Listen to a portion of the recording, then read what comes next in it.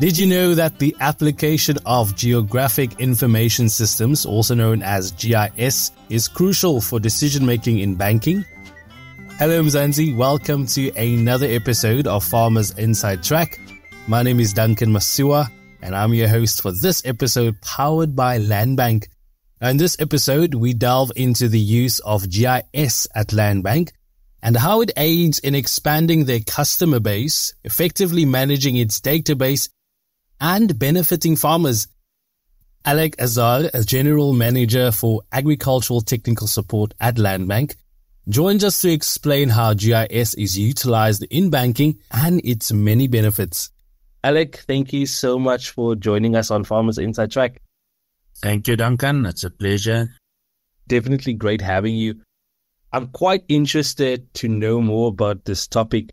Maybe start off by explaining how geographic information systems are utilized in banking, particularly at Landbank, and what are the benefits they bring to the organization?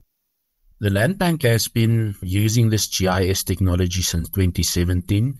The bank has made adjustments to the report. We've tailor-made the report to suit the Landbank environment, especially the agricultural space.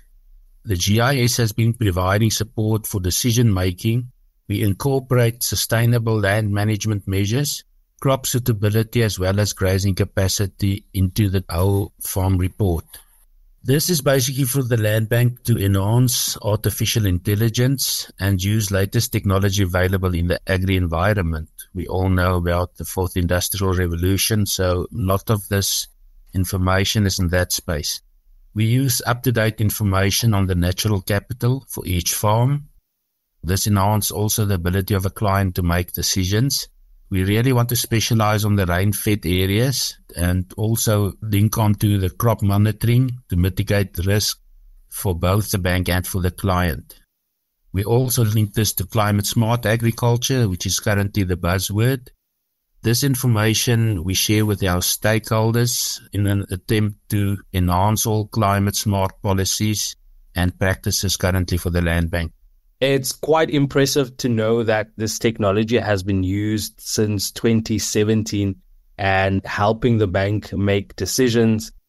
And it's also quite exciting to hear that the Landbank is adopting the latest technology available to enhance the banking system and also how it caters to the agricultural sector.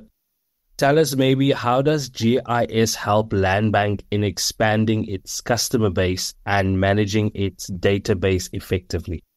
Firstly, it comes down to cost management, especially on our traveling costs, the transaction costs, and huge savings for us to onboard a client as these reports are drawn in the office. Then we also use it in our risk mitigation. This desktop analysis and evaluation of our natural capital within the farm and land risk assessment profile. The risk management optimization of natural capital, where we look at soil suitability, crop suitability, and this is derived using scientific methods, moving away from human bias. Then in the competitive side, the Landbank believes that we have a competitive edge over other lenders in terms of access and use of technology in agriculture. Then also the technology data quality for enhanced research and sustainability is constantly monitored and updated.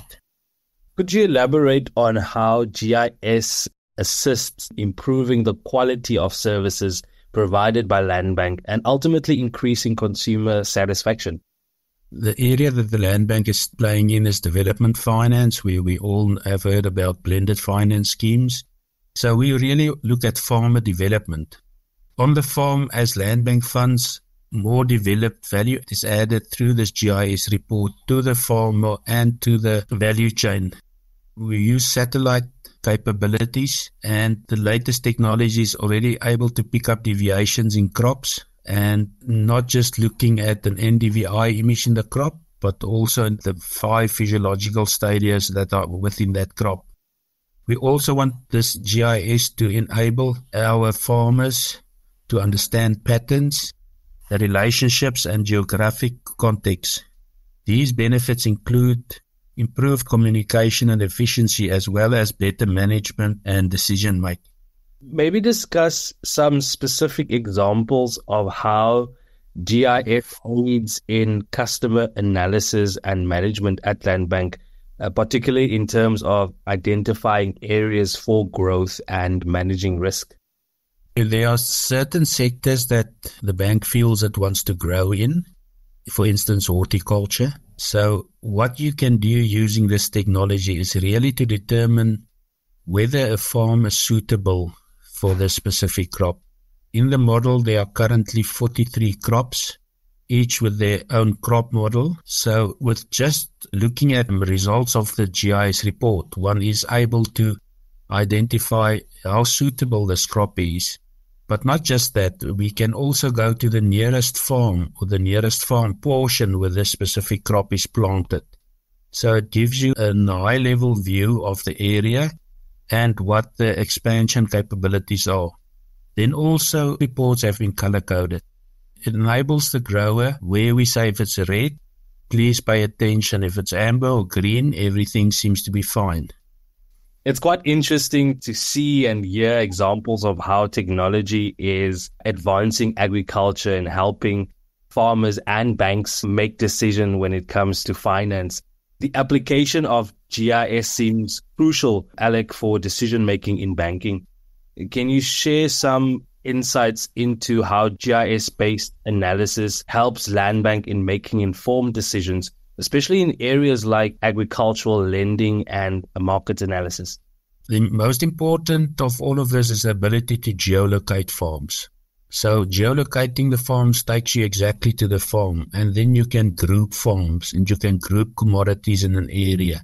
And that can create demand or down the value chain, down the value stream, for people to come and say, okay, in this area we've got 20 farmers.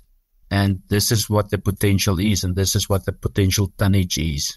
And also for the bank, it gives you the ability to look at detailed reporting on land use.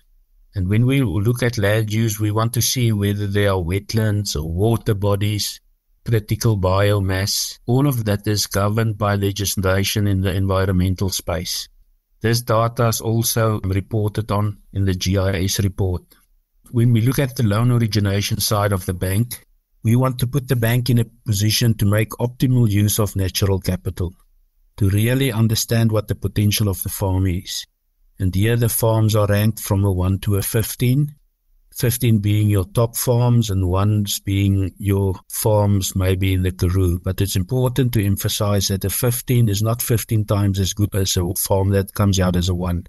A farm that's a 6 in KZN might not be a good farm, but can be an average farm in the Free State. So all of this technology is also part of that process when we do our reporting. And we found that going forward for all players in this area, their credit decision or their credit policies can be enhanced by linking these farm risk reports to financing decisions. And when we also get to the crop monitoring, a huge step forward in this space where satellites are used to do crop monitoring. I'm already hearing the benefits for farmers, but maybe just break it down for us, Alec. How does the use of GIS assessments benefit farmers, and what incentives do they have to engage in these assessments with Landbank? We want to solve 4 problems for the farmers. The first problem we want to solve for them is farmland suitability. The second one is your actual land use. And your third one is your crop suitability. And lastly, we want to monitor the plant growth that you get during the season. Now, when we refer to plant growth, it's a satellite system, goes over the farms 1 every 5 days and generates reports 1 every 10 days. There we look at the 5 physiological stadia in the plant, not just your NDVI imaging. If you look at Google Maps, that's what you see there is NDVI image. So we look at your plant vigor indicator, which is your NDVI. We also look at leaf area indicator, which is the covering of much of the area is covered by leaves. Then they also measure moisture stress indicator. Then, very important, the photosynthetic activity indicator, that ability of the plant to generate energy and to grow. And then finally, is this a nonsense indicator or the natural dying down of the crop. So when you start monitoring these variables from your planting date, can be October, November, we generate graphs every 2 weeks, and then you can look at what of these indicators are positive and what indicators are turning negative. So with the severe heat we had now in the summer crop area, the nonsense indicators started picking up here from March already, and you only wanted to be visible May, June and July in the summer crop regions. In conclusion, I'd just like to add that the bank is selling these reports. The clients are welcome to contact their nearest land bank branch if they are interested in buying these specific reports for their farms. It will be a GIS report as well as a risk report that is color-coded, red indicating issues and amber and green that we are fine with. Thank you so much, Alec Azar, General Manager for Agricultural Technical Support at Landbank. For more on this topic, visit www.fruitformzansi.co.za. And that's a wrap. Remember to subscribe to our podcast on your favorite platform so you never miss any of the episodes. From me, Duncan Masiwa, our technical producer, Megan van der Vent, and the rest of #Team Food from Zanzi, thanks for listening. Life in South Africa can be a lot. I mean, scroll through Twitter for a minute and tell me I'm wrong. Thank God for South Africans though, right? We're inspiring, and even on the bad days, we fight back with a smile. That's why I love Food for Mzansi so much. They're not ashamed to celebrate the ordinary unsung heroes who work every day to put food on our nation's tables. Go to foodformzansi.co.za and never miss an inspiring story.